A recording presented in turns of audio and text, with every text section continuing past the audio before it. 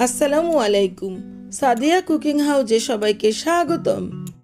আজকে আমি আপনাদের সাথে ডাবের পুডিং এই রেসিপিটি শেয়ার করছি। ডাবের পুডিংটা কিন্তু খেতে খুব সুস্বাদু এবং মজাদার। এই ডাবের পুডিং যদি ইফতারের সময় খাওয়া যায় তা কিন্তু আমাদের রীতিমতো প্রশান্তি এনে দিতে পারে। এটা খুব সহজেই মাত্র 10 মিনিটেই তৈরি করে নিতে পারেন।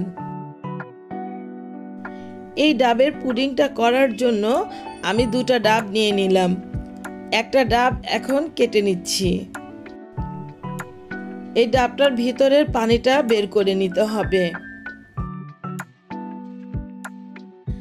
এই ডাবের ভিতরকার পানিটা কেটে এবার এই জগে ঢেলে নিচ্ছি। তো মোটামুটি একটা ডাব থেকে বেশ ভালো পরিমাণ পানি হয়েছে। আমি আরেকটা ডাব থেকেও পানি নিয়ে নিব। ডাবটা থেকে সম্পূর্ণ পরিমাণ পানি নিয়ে নিলাম। দ্বিতীয় আরেকটি ডাব কেটে একইভাবে পানিটা নিয়ে নিচ্ছি।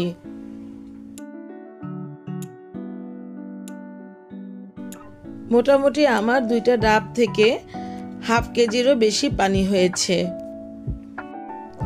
এই যে দেখুন কতটা পানি হয়েছে। এরপর এখানে এই যে ডাবের ভেতরকার শাঁসটা কেটে নিচ্ছি। এগুলোকে এরকম করে একটু ছোট ছোট করে কেটে নিচ্ছি। এগুলো ডেকোরেশনের জন্য ইউজ করব। ডাবের ভিতরের এই শাঁসটা দিয়ে আপনারা যেমন ইচ্ছা ওরকমভাবে ডিজাইন করে নিতে পারেন। এবার এগুলোকে একটা বাটিতে তুলে নিচ্ছি। যেহেতু এগুলো কচি ডাব, খুব সাবধানতার সাথে এগুলো উঠাতে হবে। তো একটা প্যান নিলাম, প্যানের মধ্যে ডাবের পানিটা দিয়ে দিচ্ছি। এখনো কিন্তু চুলা আমি ধরাইনি।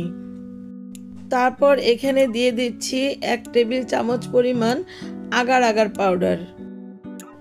এই আগার আগার পাউডারটাই ডাবের পানিটাকে থকথকে জেলির মতো করে তুলবে। এই যে আমি দেখেন এই আগার আগার পাউডারটা ব্যবহার করেছি। তো প্যানের মধ্যে আগার আগার পাউডারটা দিয়ে খুব ভালোভাবে নেড়ে চেড়ে নিচ্ছি। আগার আগার পাউডারটা কিন্তু আপনারা গরম পানিতে দিবেন না, এতে করে কিন্তু পাউডারটা শক্ত হয়ে দলা পাকিয়ে যাবে।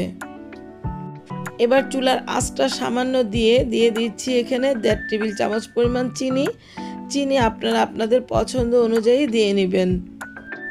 তো এই পুডিংটা হতে কিন্তু খুব বেশি সময় লাগবে না, মাত্র 10 মিনিটের মধ্যে আপনার পুডিংটা তৈরি হয়ে যাবে।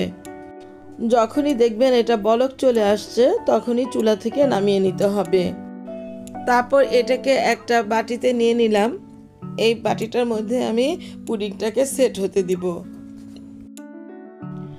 ডাবের ভিতরে যে শাঁসগুলো কেটে রেখেছিলাম সেই শাঁসগুলো এখন এর মধ্যে দিয়ে দিতে হবে। এই তো ডাবের শাঁসগুলো সব দিয়ে দিলাম। এখন এটা একটু ঠান্ডা হলে ফ্রিজে রেখে দিব। ঘন্টা খানেক পর ফিরে আসলাম। দেখুন আমার ডাবের পুডিংয়ের ফাইনাল লুক। এটাকে এখন একটা প্লেটের মধ্যে তুলে নিচ্ছি। এর চারপাশটা একটা ছুরি দিয়ে ছাড়িয়ে নিচ্ছি।